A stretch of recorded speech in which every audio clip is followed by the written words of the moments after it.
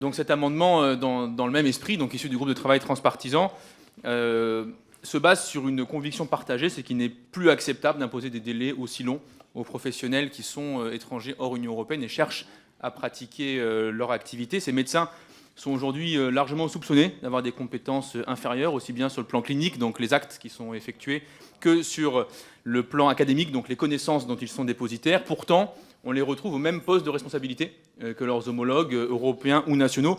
Preuve qu'ils sont opérationnels d'une part, et deuxièmement, preuve que les hôpitaux aujourd'hui tournent essentiellement avec eux, parce qu'il faut monter le niveau de compétence de tout le monde.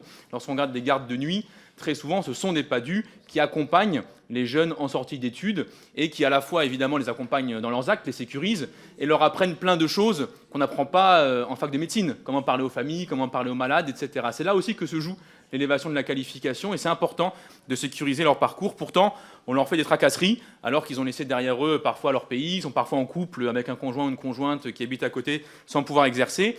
Et ça s'apparente même à une véritable délocalisation inversée puisqu'on les sous-paye, on limite leur accès à des postes supérieurs et, disons-le, on les exploite. Bref, collègues, adoptons une pratique plus égalitaire, plus humaine à leur égard. Et puis, je voudrais rassurer des collègues au fond de la salle, ne vous inquiétez pas, c'est pas parce qu'un musulman vous donne un Doliprane que vous serez converti à l'islam.